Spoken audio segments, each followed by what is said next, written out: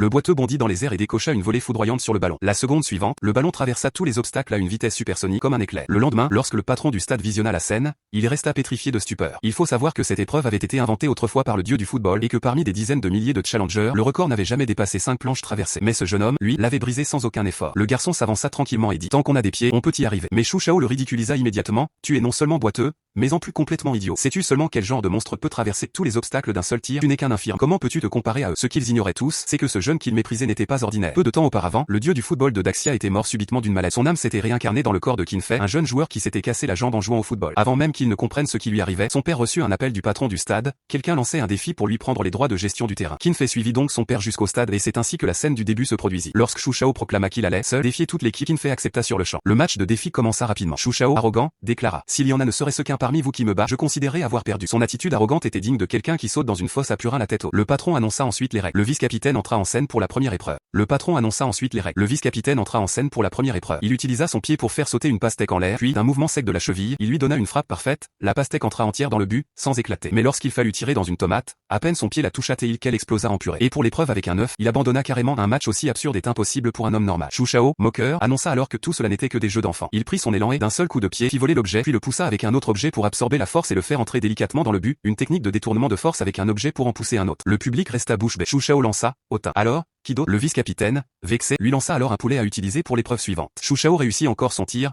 sous les acclamations du public, et remporta la première manche.